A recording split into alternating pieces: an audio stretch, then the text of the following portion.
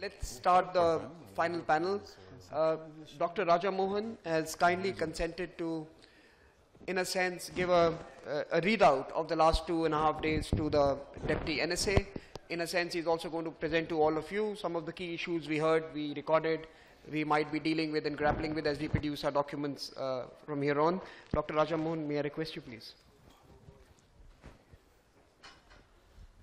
Thank you, Samir. Samir just now said Raja Mohan kindly consented to produce a summary. I mean, I think it was more like being asked to volunteer or volunteered to do the impossible, which is to bring at least some sense of summary or a broad understandings of what we've done over the last 2.5 days.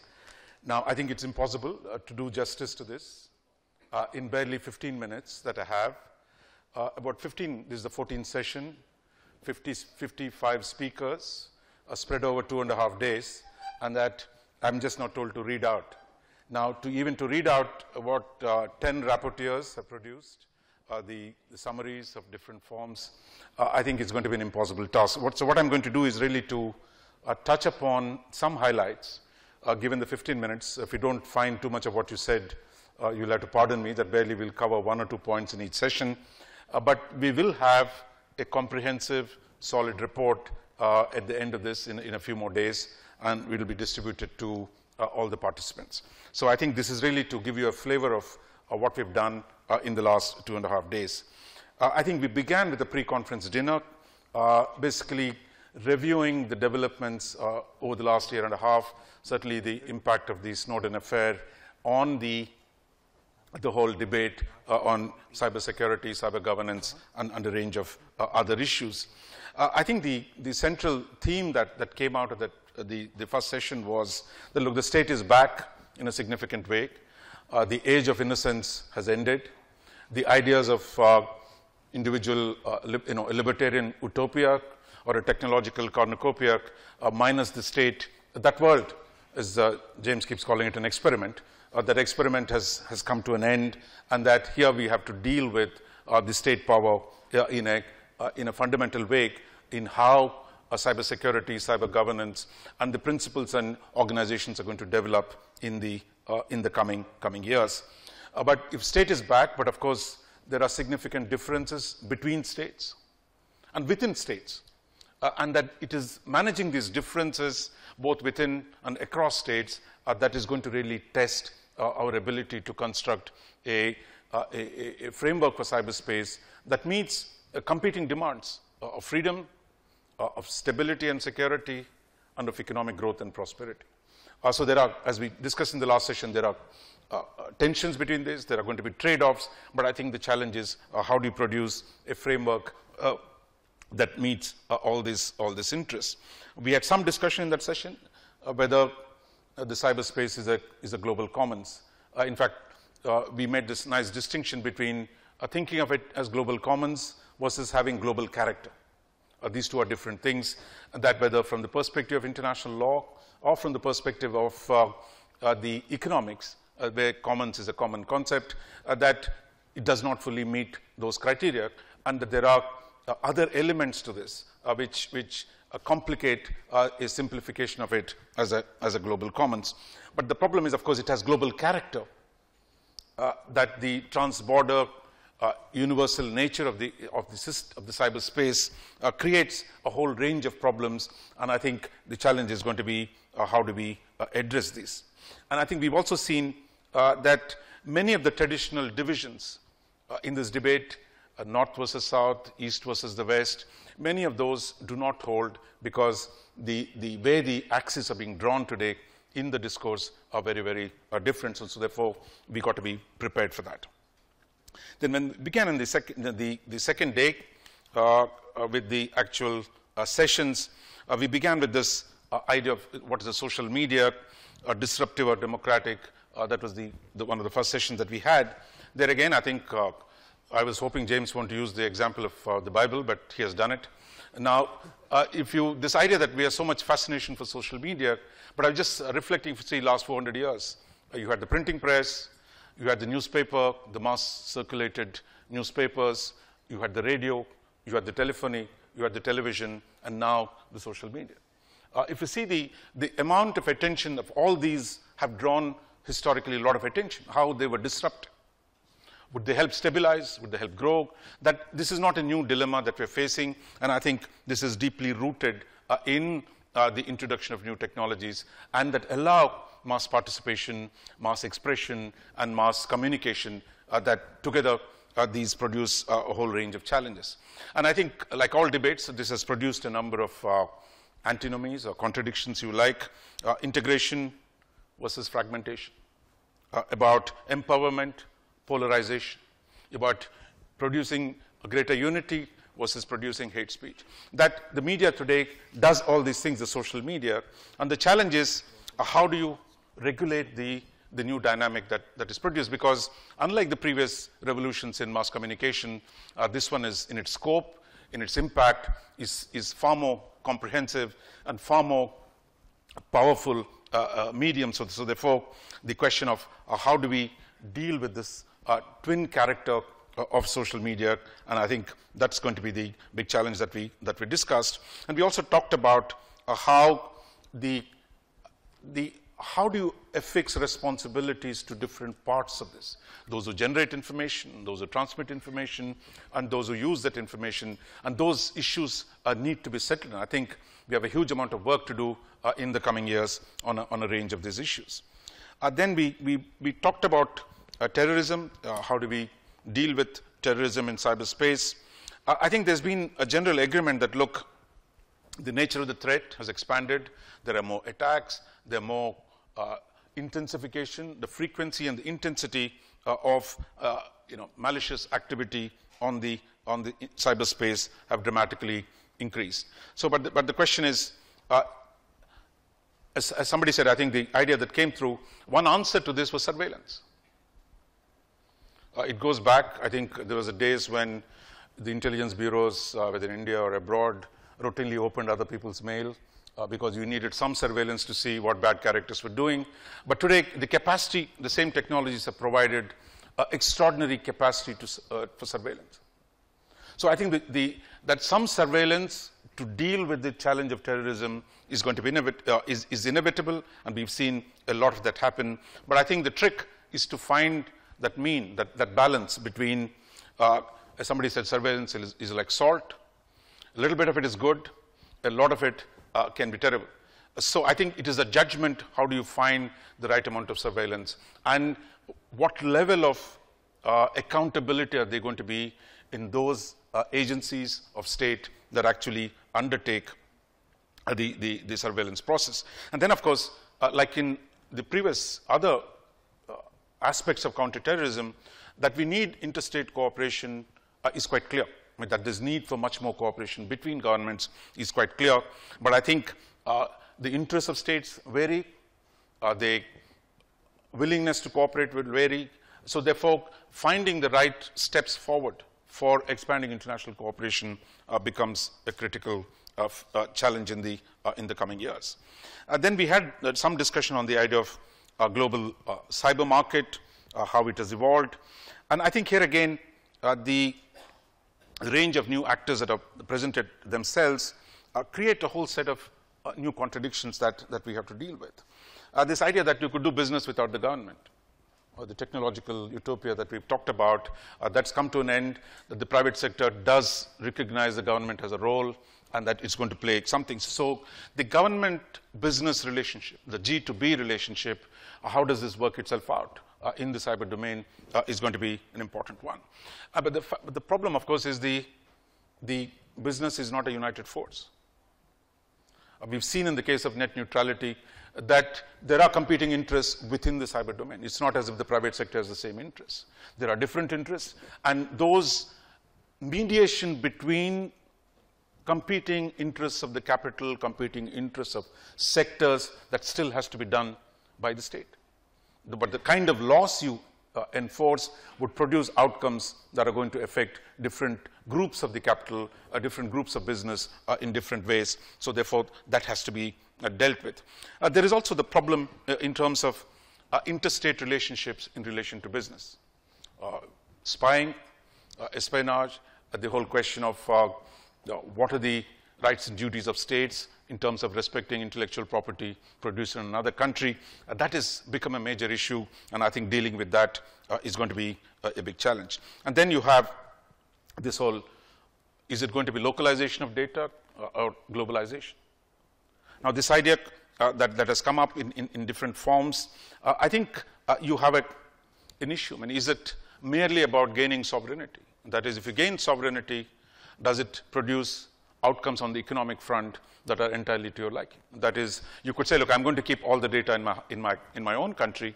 Then will that make it more secure? Will that make it more productive? That's not quite clear. So I think preservation of a dispersed internet, dispersion of data, but at the same time, then working out the different jurisdictions, that is an issue that we'll have to continue to deal with. Then I think you have this whole, we discussed a lot on ICANN. I think ICANN came in multiple sessions. It's come repeatedly in different forms. But I think one thing that has happened in the last few years, of course, is that there is change afoot. ICANN has initiated a process of transition, that the US government has started this process, and I think how this plays out is going to be a major concern for all of us in the coming years. But I think here again, there are 2-3 core contradictions that we have to deal with. One is legitimacy versus efficiency. That is, much of the critique of the American control of the ICANN is that, look, this is not democratic, it's not legitimate, that why should the US do this? And the other, of course, is the argument that, look, that there are considerations of efficiency, that you don't want to give handover Internet Engineering Task Force to a committee in the ITU. I mean, you could argue that out. But I think the important thing is that how do you bring in the rest of the world into this process in a way that doesn't undermine the efficiency of the system that we have created and has generated so much benefits, but at the same time gives some sense of participation and role for the governments. I think that is the big issue. Here again, I think the interstate argument intersects with the role of the private sector, and I think that too again comes up in different forms. But I think what's interesting is we've heard from the ICANN representative that, look, all issues in terms of representation, reorganization are open for discussion.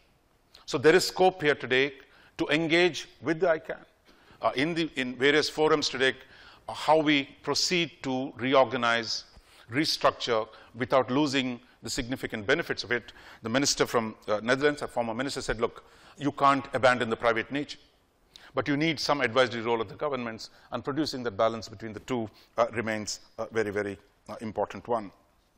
So I think the issue as it was posed, I mean, in different sessions, preserving the globalized character of the net versus balkanization, the internet versus splinternet argument. But of course, these antinomies are useful in defining the bookends of the debate, but ultimately what comes out is going to be some compromise. I mean, it is not going to be a either or, but I think how we find that accommodation between competing interests and yet preserve both efficiency and bring in more legitimacy, that is the issue. Then we come to the third day today. Then we discuss the whole question of infrastructure, cyber infrastructure, and the whole problem of how do we secure this. I mean, there was some discussion of the challenge of even recognizing the nature and the quality of the interconnectivity that exists, and the creating mechanisms for securing this critical infrastructure, the difficulties of dealing with old networked systems, and the key question, I think, look, all of us want the systems to be more secure, but the question is who pays the costs? What are the level of resources involved? Those become very, very important issues, and I think those need to be addressed. Then I think we came to the question of multi-stakeholderism. Enough has already been said, but I'm not going to go deep, into the arguments, and I think in almost every session we've had this. But I think the whole question is that the dominance, that if the experiment of a globalist nature that look, if a stateless, borderless internet that's going to let us do what we want, if that has come to an end, then I think the competing groups, for example, the power of the state, the wealth of the private sector, and the capacity to make noise by the non-governmental civil society, that how do you produce the right outcomes? And I think that is the question. I think there is no, when on the question of who represents the civil society, are they self-selected? Is there people, the question was raised, the people in the room decide who they represent, or we need to find different ways in which this consultation between the power of the state, the wealth of the capital, and the interests of the people, how do you bring it together in different forms, whether it should be done within the states, whether it should be done in the process of actual negotiation. That I think sorting that out is going to be a big issue. And then I think we talked about privacy. Got 2 more minutes? Yeah. Okay, we got talking about the privacy issue, and I think the problem of resolving the tension between the need for privacy and anonymity and the need for connectivity, and the willingness of people today to put everything personal, including all kinds of nice selfies, I believe, on the net, and then you get angry when they get. So I think you have a situation there, how much emphasis that we put as individuals on privacy, and what does the technology and the systems do for it.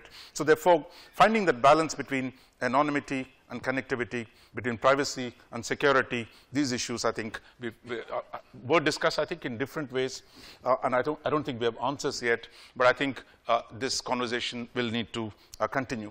And there is also, in relation to privacy, the whole question of innovation versus regulation.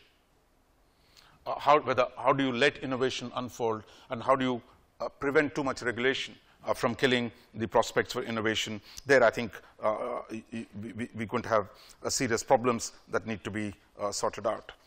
And lastly, on the couple of more points, and I think one is on the norms of cyberspace.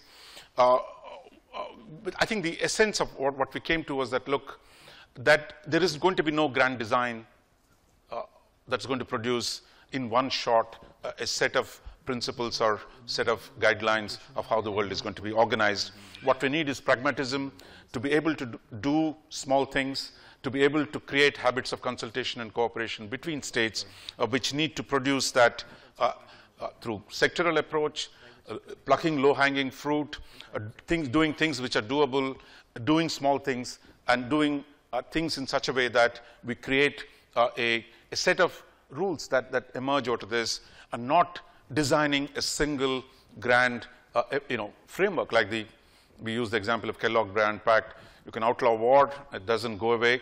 So the question is recognizing both the limits that geopolitics imposes, recognizing that the uneven distribution of power in the international system will always complicate the construction of any set of rules. We've got to still keep moving forward, and I think that is the challenge. On the cyber conflict, again, I think we've dealt with a number of issues. We discussed whether how the traditional notions of deterrence extend to this medium. Is the cyberspace different from the previous mediums where conflict took place? And how do we adapt to the unique, special nature of this particular medium, and the kind of relationship between offense and defense, deterrence and defense, preemption and prevention. Many of the concepts that we have traditionally used in military, all those have to be at least debated and configured in dealing with the whole range of issues relating to dealing with cyber conflict. So it brings me almost to the last point, which is the last session we had just now, empowerment versus emerging powers and the internet governance. Now, quite clearly what came, this is not a debate when we say emerging powers versus the existing powers. This is not Eastphalia versus Westphalia, that you're not getting new states which are going to challenge the existing order. What came out quite clearly, that within the BRICS, for example, there are different sets of views of how to deal with the new challenges. And I think there that it is not going to be a straightforward division of emerging powers versus major powers. And I think a whole range of issues will produce differences that has to be dealt with.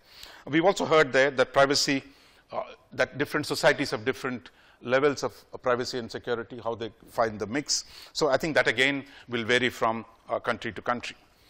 We also had the interesting discussion, I thought, was if there is going to be a multipolar world, how is the organization of this going to work? Do we take the approach of a few like-minded states getting together and setting the rules and then convincing the others to join in? Or is it about creating a global framework? I think the tension in all the previous regime building has taken place, and I think in this case, the debate has barely begun that, look, do we go through a process of convincing everyone at the same time, or do we get a set of like-minded people to deal with a set of common principles and then move on? We also talked about, we also recognize that the old order is fraying. The American hegemony or the dominance is not going to be sustainable, and that you need to create new structures. Whether we're going to junk all the old institutions, like we're not in a Second World War situation, certainly not. I mean, it was not like you discard the League of Nations and create a whole new system. But I think you had to adapt some of the existing institutions for the construction of an order, and that no one is suggesting that we junk or discard all the previous institutions. And that brings us also to the question of ideology versus values versus interests debate. Are we going to construct this on the first principles of ideology, or do we also going to talk about interests? If we talk about interests, that produces a very different set of coalitions. But if we talk about ideology, that produces a different set of coalitions. And I think history tells us, look, that both will play a role in shaping. So let me conclude by saying that, look, what I've tried to do is to capture some of the antinomies in our debate. Antinomies are seeming contradictions, they're not real contradictions. So if there are only seeming contradictions, whether universal internet versus splinternet, or ideology versus interests, or the range of antinomies that are presented, I think the discourse that we've gone through is to find that space in between the extreme ways in which we tend to define the debate. And I believe we've made some advances, and my sense is by pursuing this dialogue here in Hague and various places, I think the common sense and pragmatism of the people around the world will prevail in constructing a new order for cyberspace.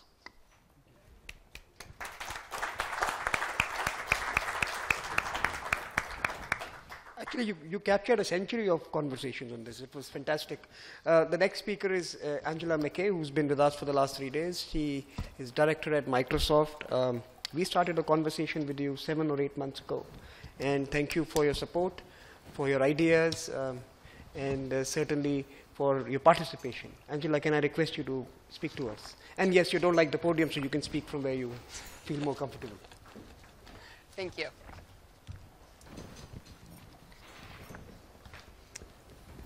Good evening, everyone. Thank you for the kind introduction, Samir. Cyfy is a really important forum for us to be able to discuss cybersecurity and cyber governance, and Microsoft was very proud and very honored to be able to sponsor this particular dialogue. I'd like to go ahead and take a few moments to thank our organizers, ORF, and in particular Samir, Mahima, who is somewhere in the room, and the team for running a great conference and bringing this all together. I'd also, there you go.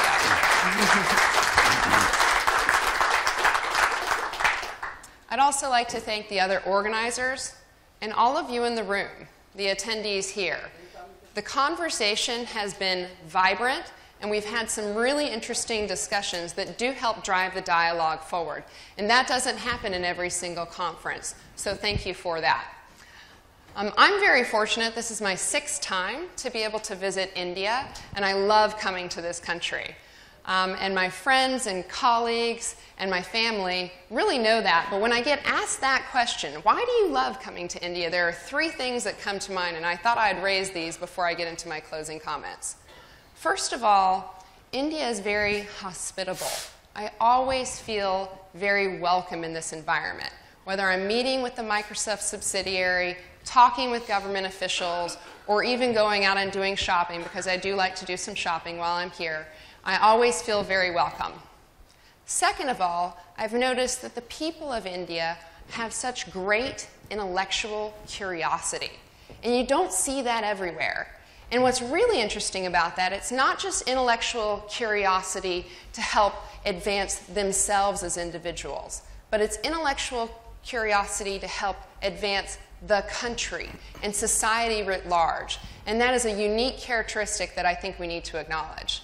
And last, but certainly not least, I am a long-term vegetarian who loves Indian food, and why not come where it's going to be the best? So thank you very much.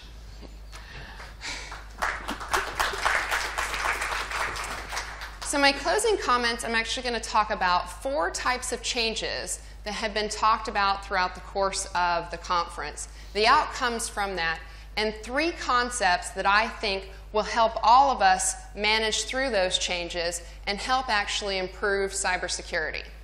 The first change that has been brought up consistently are the demographic changes that are going on around the world. These particularly came up in the inaugural session and by Minister Prasad. You know, and whether you want to talk about what the world is going to look like in 2015, 2020, or 2025, what we know is the world is changing dramatically. When we think about many of the Western European countries in the United States, these environments are going to be saturated. Internet usage, everyone is already online. But what's interesting in those environments is the device diversity. So even myself, if I think about how many different devices I brought here with me on the trip, it was probably at least 7. And so it's going to be a device-rich but internet-saturated global north. At the same time, you're going to have a user-rich global south. And those users are younger, and they're coming online with mobility. And what's really interesting is those environments are still going to be bringing on users even past 2025. And as policymakers and as industry, we have to think now about preparing for that future. What that really results in is this globally interconnected society that we've all talked about. The second kind of change that has been talked about is the geopolitical and geoeconomic changes that are going on. We've already moved from a unipolar world to a multipolar world. But as was well highlighted in the pre-conference session by Sean and Jamie and James, the Snowden revelations not only brought forth a conversation that needed to be occurring in the public domain about surveillance issues, but it also catalyzed and reinvigorated some of those geopolitical changes. And you know, what that means is that there have been breaks in trust. We've heard a lot about the breaks in trust between government, but there's also been a break in trust between users and ICT providers. In many contexts, that's also brought up as just breaks in trust in US industry. But from where I sit and working with other ICT providers around the world, that's a break in trust in ICT providers. So what does that really mean? That means that developing policy in this environment is much more difficult. We're not only dealing with the issues themselves and the existing overlay of politics, but a new overlay of politics in a more emotionally charged environment. It makes policy formulation much more difficult. The third change that has been talked about a lot are the changes in the cyber marketplace. You know, and I could name all the various technological innovations, cloud, mobility, Internet of Things, the app development, e-commerce. But some of the other changes that are going on in the cyber marketplace include the diversity of players that are now involved. In this conference, I heard quite a bit about multinational organizations. But I want to highlight that the ICT industry is flourishing, not just with multinational organizations, but with innovation around the world. And what's also interesting is that innovation is occurring in other sectors who are adopting ICT to advance their businesses. I had an interesting conversation the first night about what's going on in the healthcare industry. So this greater diversity of players also involves civil society making sure that, you know, the interests of the people get represented. The third thing in the cyber marketplace is that the governance model is in flux. I thought Ambassador Reddy did a particularly nice job in the I can, I can't. which is still my favorite session name from the overall event, of really highlighting what India needed to do to be influential in this conversation. But for every single organization and country that's represented in this room, Ambassador Reddy's comments are still relevant.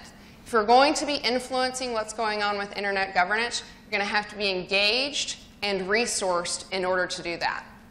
Again, in this environment, the kind of result of these changes in the cyber marketplace is a degree of complexity and a degree of uncertainty and a degree of rapidity and innovation that is creating this gap, a greater delta between policy development and what's going on in technological innovation.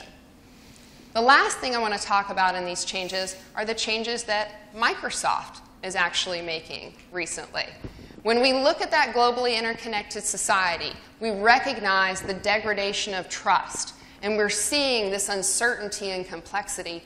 We have to think about how do we build greater trust with our customers, and how do we better protect our customers.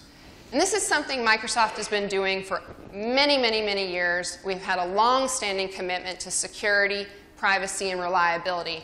But I do want to highlight 5 things we're doing more recently when we see all these changes in the global ecosystem. The first is what we're doing kind of in a technological layer. We're doing a lot of encryption. I like to consider it encryption at scale. Encryption at data at rest, encryption at data in motion. We're also thinking about architectural changes. Where are we going to build the data centers to serve our customers? You know, those things are changing. We have to think a lot, not just about business continuity and making sure that you can have that ready-time backup that is provided, that global elasticity of cloud services, but we also have to be thinking about how to address concerns about sovereignty and data localization.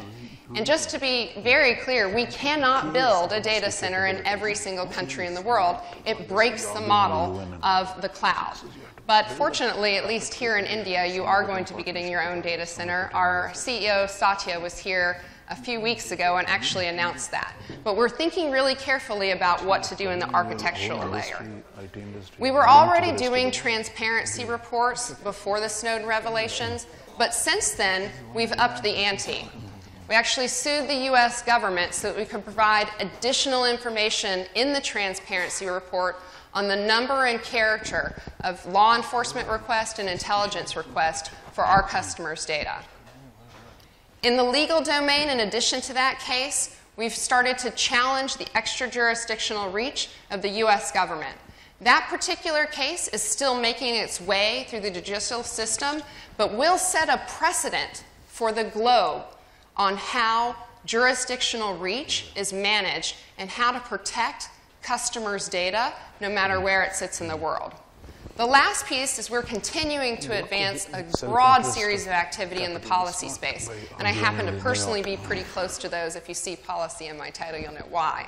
There's a bunch of legislative stuff that we're doing in the United States on the surveillance issue, but around the globe, we're working on a wide variety of issues like critical infrastructure protection, information sharing, incident reporting, and supply chain risk management. Again, working to ensure that we can build trust with our customers and better protect them. Now, thinking about that, all those different changes, there are 3 concepts that I think that are really important for us all to think about in managing through the change and have been brought up consistently through the conversation. The first one is who should be involved? Who should be involved as we work to advance cybersecurity? Well, fortunately or unfortunately, it's got to be a multi-stakeholder process. I said it, Jim. Bingo. But you know what? It's an operational reality. As I spoke earlier about the changing market dynamics, I highlighted the diversity of players. The diversity of players all have a role in this ecosystem. But as was noted in the panel on multi-stakeholderism, the model doesn't have to be uniform. Who is involved, the level of engagement that they provide, depends on the problem set or the topic that is working to be addressed, and who can actually help effectuate change in that space. The second thing is, how are we going to work together on these problems? I would certainly advocate for something that was brought up earlier, and this is consistent with how I do work, which is pragmatism. We're not going to just have to think about what we can do or what we should do, but what we must do. And we're also going to have to think about where specifically can progress be driven. And that brings me to the third concept. There's going to need to be some prioritization. And you know what? I can't tell you what your priorities should be. Every single organization and individual are going to have to think about what they consider to be priorities. But I will share a few where Microsoft thinks we can make progress. And this is all informed by that pragmatism that I spoke about a second ago. So we definitely believe that there's considerable progress that can be made in countering cybercrime. This is a space where, while there may not be uniform agreement on what cybercrime is, there is generally broad agreement on many of the aspects of cybercrime. This is an area where progress can be made, and demonstrable progress is really quite important.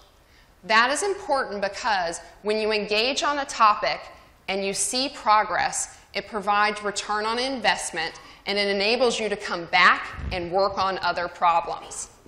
Very, very important to continue to bring people into the process. The second area where we really think a lot of progress can be made is on advancing the security of critical infrastructures. You know, I recognize that there are varying models around the world of ownership and different geographies and different verticals around sectors. But you know what? A lot of the basic cyber hygiene issues and risk facing critical infrastructures around the world are quite similar. And there are models out there that are being advanced in different regions of the world that have some commonality. In the United States, there's the cybersecurity framework that resulted from the executive order. In Europe, we're seeing progress on the Network and Information Security Directive that has some key concepts. And even in China, you have the multi-level protection scheme. From a Microsoft point of view, what we like to think about is it's got to be risk-based. We need to be focused on outcomes, pointing to international standards, and have as much mutual recognition and harmonization as possible so that the industry and our customers can benefit from the innovations that are out there. The last one, the last of the areas of priorities I'm going to outline, is actually a little different than the first two. And it's, we really think there is a lot of opportunity and need to drive progress in international security and stability. You know, as highlighted by Dr. Rosenthal, international law and cybersecurity norms are going to be important tools in this space. We see this as a particular priority because we have seen activity where there are unintended consequences that need to be mitigated and concerns about escalatory actions that are unintended as well. So in this space, there's a great deal of opportunity below the law of armed conflict. There's been considerable work on confidence building measures out of OSCE and important work that's gone on in the GGE. But there's still space between those two, below the law of armed conflict, where we need to make progress. And something that's interesting is, in the absence of agreement on acceptable and unacceptable behavior in cyberspace, implicit norms are being developed by action as opposed to deliberation. And that's concerning. So one of the things we're doing is Microsoft is actually working on a paper with some concrete norms to provide into the conversation and help drive dialogue in this space. We look forward to sharing that with you in the near future. In closing, this event, Cyfy, and others like it, bring together expertise from around the world and raise an important series of issues. We look forward to continued dialogue with you and others, and we certainly look forward to seeing the combination and the amalgamation and aggregation of these at the Hague Conference in 2012. Thank you so much, and have a great evening.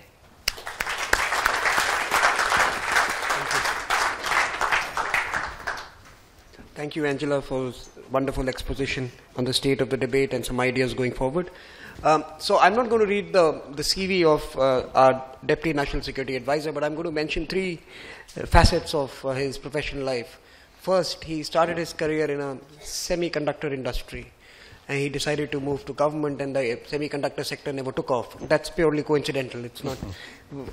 When he comes back now in his new avatar, in many ways managing the sector, also among other responsibilities, India is, as you heard the minister speak on day one, pushing for a whole new thrust on manufacturing, microelectronics, etc. in the country. The second part of his professional life, which might be of interest, is that he was also spearheading one of India's premier think tanks in the past few years. And in that role, he perhaps produced the first real comprehensive report on the cyber sector, a joint task force report, if I remember. And the third part was that he has spent a large part of his career in the National Security Council Secretariat, where he has been engaging with issues that are important as India builds its strategic architecture. So that's something I just wanted to share with you. And with that, let me invite the Deputy National Security Advisor, Mr. Arvind Gupta, to deliver the valedictory address. So.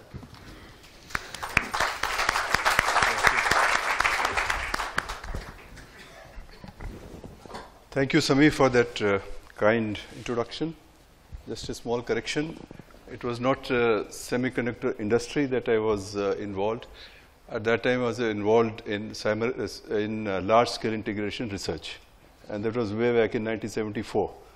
And I was hoping that we would come out with the first chip in 1980 at that point of time, because we were going to set up a semiconductor complex, and which we did around 1980. But somehow things didn't move the way they should have, and India is not producing chips today. They are producing some in the same complex of some kind, but perhaps that is one of those missed opportunities. And some of the people who were there with me in that team, and I was a junior researcher at that point of time, they were a bit senior. They're still involved in some nanotechnology research, etc., in some of the premier institutions of the country. But that is one of those missed opportunities. I think India has missed several opportunities over the last 30, 40 years. But I must not become too frank, because I realize that I'm now back into the government. So thank you very much for asking me to give this so-called valedictory address. And I'm quite conscious of the fact that how difficult it is to speak as the very last speaker of a conference which you have not attended. So what do I do? You already have a number of, in this conference, a number of speakers who have spoken, some top experts, and I think you would come out with a report, etc. So I start the easiest way by thanking the organizers for actually bringing this forum together. And I think this is the second one, if I am not mistaken. I attended the last one also. And sustaining this forum, I think that is very important. And as this proceeds, obviously you will have a better quality and more intense discussions. So I may not have anything startlingly new to say in my remarks, because already some rich discussion has taken place in this conference. And I'm also conscious of the fact that I speak in front of Lata Reddy, who was my predecessor 3 years ago, and she is there, and she has played a very important role in evolving the cybersecurity framework in India, of which I'll have just a brief mention. But if you have any questions, please address to her. So I think the themes that you have covered in this conference are really excellent themes. And Raja Mohan's summary was superb, and I'm going to take a copy from him, because then we will try and put it in our government notes and say that this is that we have thought about it. But and then we'll say that this is the ideas which have actually been generated in this forum, and that is the idea. Why I'm here is not really to say something new, but actually to learn and also take some ideas if they are found useful. But you have considered some excellent themes like cybercrime, cyber terrorism, nature of social media, protection of critical information infrastructure, online privacy, norms in cyberspace, and some issues of internet governance, which I think is a synonym for that M word, multi-stakeholderism, which actually it's there in my speech. I do not know whether I should mention it now, having been listening to the references here. But let me begin by saying that as a major user of cyberspace, India has a substantive presence in both as a consumer and as a provider of content. And I think that's a very important facet of India's dealing with cybersecurity issues. You may have heard this, I think it was mentioned in one of your briefs, that number of mobile phones in India is now touching about 1 billion, which is a huge, huge number. It's a staggering number. 300 million people are already using the internet, which is of course a low density still, but still in numbers, absolute numbers, quite huge. And now more people are beginning to access the internet through mobile phones than through desktop computers. And these trends are likely to grow in the future and quite at a rapid pace. The potential of cyberspace for developing countries like India is unbounded. I think the opportunities are just opening up. And we have seen that the new government has taken up some ambitious schemes which will, on governance schemes, which will rely on information technology and IT-enabled services. Under the Digital India program, there will be a huge amount of connectivity that will be brought out in India. E-governance initiatives will multiply, and our villages, probably 250,000 villages out of about 500,000 village panchayats will have delivery services delivered online, And the internet will be widely used in improving governance for efficient delivery of services in education, health, medicine, transportation, energy, infrastructure, and financial sectors. Digital connectivity and physical connectivity, the two priorities of the government, they will go hand in hand. And as I was mentioning to Mr. Rosenthal, whom I met this afternoon, the scale of the problem, the scale in India are really huge. So what Netherlands can do very quickly, I think we may take much longer time simply because of the scale involved. So while information technology will be used to bring about economic growth and social connectivity, there are serious challenges which need to be addressed. The cyberspace has a dark side to it, and you would have discussed all of this. Cybersecurity becomes an extremely important area for those who are designing and implementing digital information infrastructure in India. So that's a challenge, how to incorporate cybersecurity right at the beginning when these schemes are being conceptualized. And cybersecurity is a must for, ironically, for free flow of information. Threats in cyberspace are difficult to deal with due to its borderless nature of the medium, rapid changes in technology, the difficulty in attribution, and the lightning speed at which vast amounts of information moves through cables across the borders and with massive consequences. Social media, which was mentioned, is another area of growth, and that is also a cause of concern. In India, more than 100 million people are already on Facebook, 33 million people on Twitter, and 26 million on LinkedIn, and these numbers are growing exponentially. Social media brings its own challenges. While it creates tremendous connectivity and becomes a powerful catalyst for growth, it can also be misused for accentuating ethnic and social discord, and this I speak from India's experience. So we have experienced both positive and negative side of social media's impact. Cyberspace has grown as a free medium and is almost akin to global commons, if not global commons, but that's the point you also mentioned, like space, air, and sea. Billions of people worldwide are using the internet freely. But we have seen in the recent months, and your conference also discussed this, a sharp but inconclusive debate on multi-stakeholderism versus multilateralism in the context of internet governance. And what I could gather from Raja Mohan's summary, that he used the word, not contradictions, but some other word used. Antinomy. Antinomies, yes. Use the word antinomies, but that's anyway a play of word, whether it's antinomies or contradictions, we'll have to see, because it's a new area. And the debate is essentially boils down to the question whether internet should be regulated, can be regulated, how do we do it if we have to do it. Several models have been talked about, but no consensus has as yet emerged.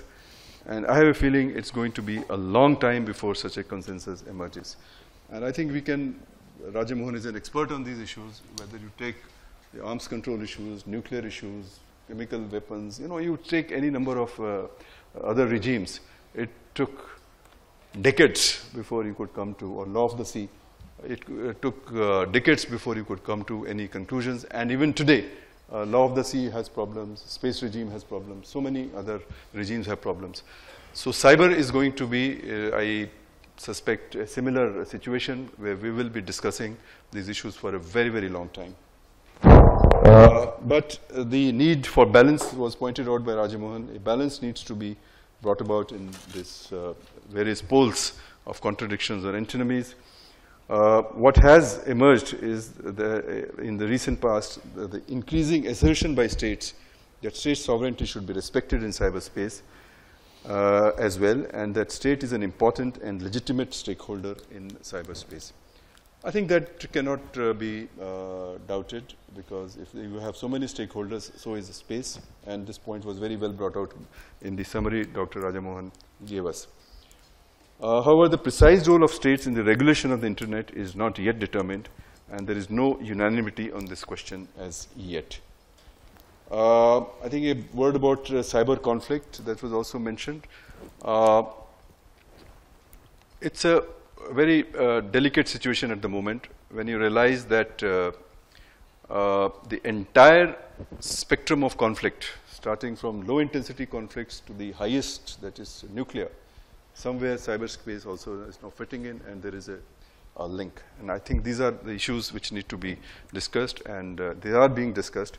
But again, there is, as yet, no consensus. So issues of cyber warfare, information security, cyber terrorism, cyber crime, and all of these things can trigger a conflict. So how do you, how the conflict will be triggered, what will be the nature of conflict, how will you contain it?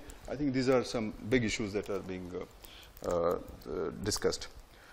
On the issue of internet governance, again, the positions are evolving. The Indian position, which was articulated in Net Mondial in April 2014, emphasized the need for making internet governance regime representative and democratic in the spirit of Tunis agenda of WSIS 2005. That is the World Summit on Information Security. Now, this is the basic of the position, but this is, again, I think needs to be fleshed out as discussions proceed.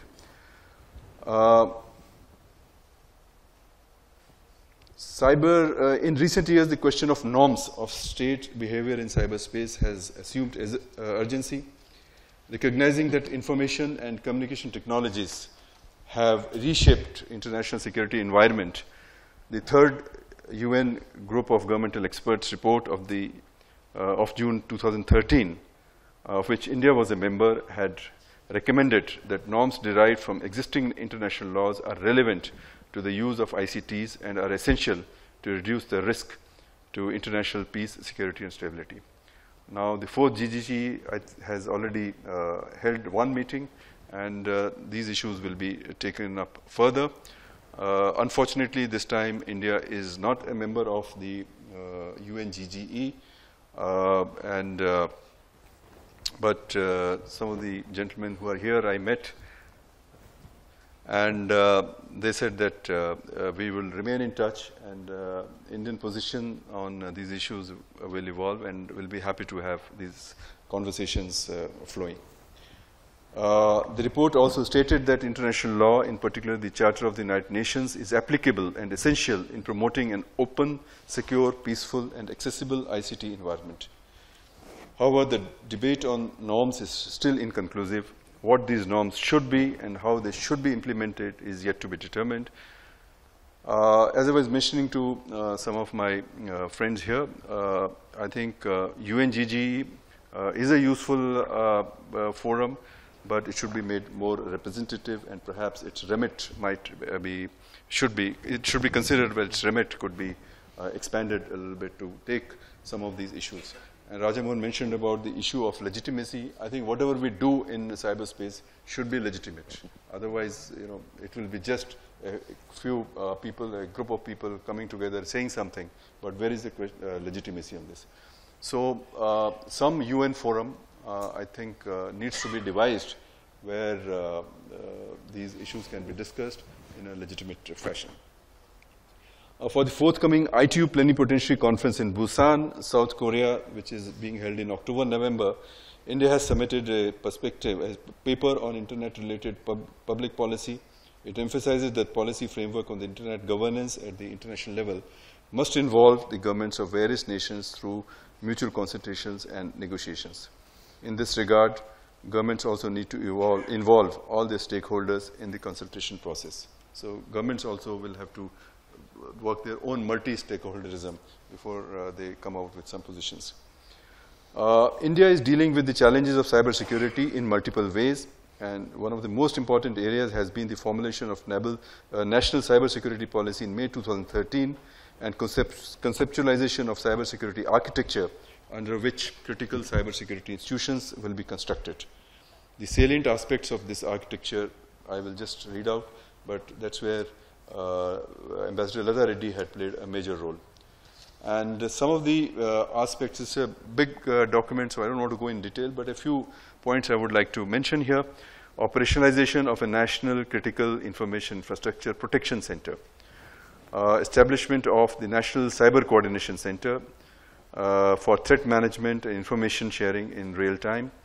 Establishment of cybersecurity assurance and certification bodies for testing, evaluation, and cybersecurity audit, creation of a research and development fund for setting priorities for research, indigenization, and human resource development.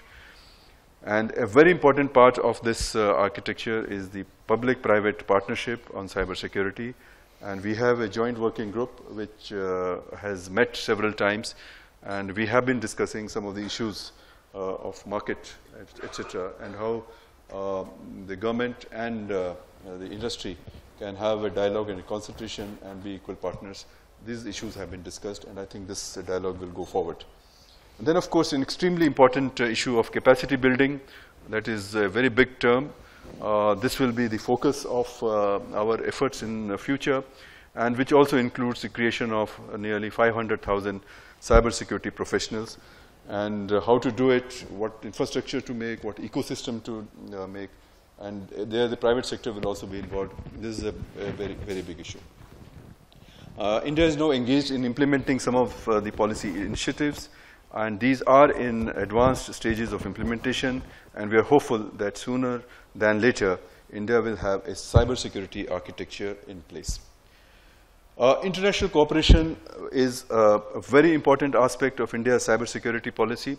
We already have a number of cybersecurity dialogues. We have a very involved dialogue with the US, and we have, I think, 4 or 5 other countries with whom we have a major conversation going on. And I think this will go on and perhaps be expanded. We also have a number of technical dialogues between agencies which are going on. Technical institutions like the CERT India, STQC, which is the standards organization, standards are very important, have also cooperation with their counterparts. So this is really expanding in a big way. What are the challenges before us? I think we are really dealing with an extremely difficult issue, and there are a number of challenges. Early implementation of the cybersecurity policy and architecture, finding the necessary resources, human resources, financial resources, getting public-private partnership going. These are some of the challenges that we have. As I said, human resources is a big issue, so we should have a pool of cybersecurity experts and professionals in large numbers, really scaled up numbers. We are talking about millions here. And to step up the research and development in high technology areas in order to make cybersecurity products and services and make India a manufacturing hub. As you know, the Prime Minister has been talking about Make in India, and this is across the sectors. And I think cybersecurity provides an excellent area, excellent area, where we can begin to implement this Make in India, which means our universities, our institutions, they should have the necessary infrastructure to produce experts. Then we should have public-private partnerships to manufacture some of these products. And of course, we should have the testing and evaluation and all the ecosystem that is required. So India now has, it's at a point where cybersecurity, if we produce cybersecurity products and services in India, of course in collaboration with the necessary partners, then I think it will also address a very important issue that's Make in India, also to provide jobs we have, and also to take advantage of the fantastic youth dividend that we have at demographic dividend that we have at this moment. So in conclusion, I would like to say, just to summarize the 4 or 5 points for you, a robust cybersecurity architecture is being constructed in India, and new capabilities in cyber area are being built in India. And I think that will also have an impact on India's negotiating positions and so on. Second point is, as geopolitics evolves, India will engage with the international community to enhance cooperation in the field of cybersecurity and try and work in the area to foster peace and stability, which is so important. As India becomes more digital, and that's beginning to happen, India will have a greater presence in cyberspace and would participate in the evolution of growth of internet and internet governance to make it more democratic while retaining the free flow of information. And finally, new opportunities are arising for private sector to take part in making India a manufacturing hub in ICTs and ICT and in cybersecurity products. With that, I thank you very much.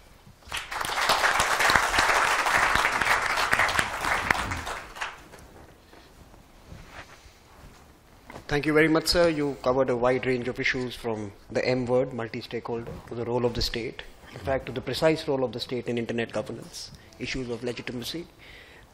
You propositioned a strong role for India in keeping the cyberspace safe. And in fact, you stressed on the need for more resources, the need for more capabilities, both manpower as well as institutional, and to create eventually a robust cybersecurity architecture. International cooperation and the need to remain engaged were clearly one of the central points of your talk today. And certainly, sir, we at Observer Research Foundation are very grateful that you have always indulged us previously as well as this year, and we look forward to your leadership and support. I must mention here that as we were leading up to this event, both Mahima and I did spend some time at your office with your officers in engaging with them and trying to build up certain questions and the formats that we eventually did roll out, and we look forward to your guidance and support in the future as well. So on behalf of ORF and FICCI, let me thank you, sir, and a few more thank yous before we go to the most interesting part of the evening. So I think the first clearly must be that brilliant people, excellent conversations, provocative remarks, mostly by Jim. Yet, I think one person makes a conference their own eventually, and I think this one belongs to Mahima Kaul. And Mahima Kaul, thank you very much for arranging all of this and making it yours. Of course, very ably supported by Anahita, Vindu, Shalab, Arun Mehra, Vijay, and that whole row back there, the 10 rapporteurs who were producing basically the inputs which Dr. Raja Mohan made into a symphony. Thank you very much for your support. And the speakers, I think you made this event what it was. Thank you for flying down, taking time out of your schedules. This is a busy season, many conferences all over the world. We were competing for you. Thank you for choosing us. We will compete again next year, and please choose us again. The participants, normally in a conference which is 2.5 days long, you don't see too many people here. Of course, one reason is the wine, but the second reason is the growing interest in this debate in the country. I think 2 years ago, the level of conversation was extremely low, and it is heartening to see that despite a live streaming of this particular event, we still have a large turnout wanting to be part of this particular debate. So thank you very much once again. Thank you for joining us. and stay tuned for outcomes, documents, and other inputs that we will receive from all of you and share with all of you. Next year dates will be announced very soon, and we'll hope to see you again in New Delhi. Thank you.